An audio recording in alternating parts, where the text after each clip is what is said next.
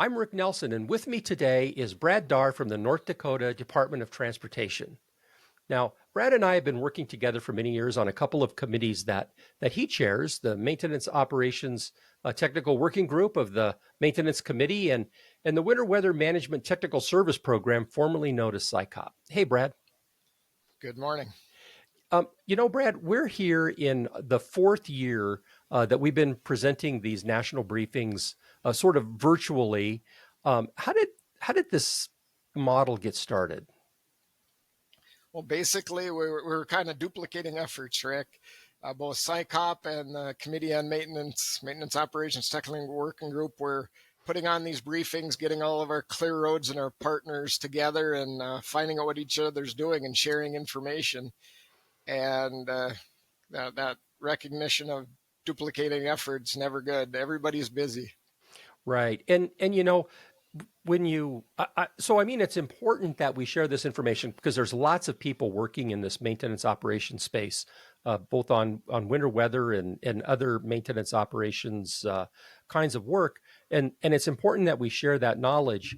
But when we come to the maintenance committee meetings and your TWIG meetings, there's a finite amount of time that's allotted to that. That's true, Rick. Those briefings did take up a lot of time, and this allows us to focus on some of those particular projects that are really important to the TWIG.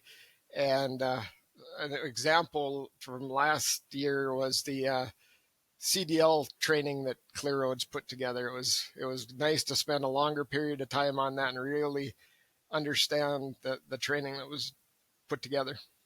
Yeah. So in this fourth National Winter Maintenance and Road Weather briefing that we put together, there's 12 or 13 different entities out there that are working in this space, and we've recorded each one of them talking about the things that they've accomplished over the last year and things that are on their plate, things that they're working towards.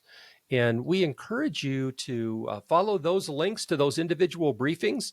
They're listed in the panel below this video, and it will give you a really good insight into what each of these groups are working on, and they may have an impact on you and how you achieve your mission there at your own agency.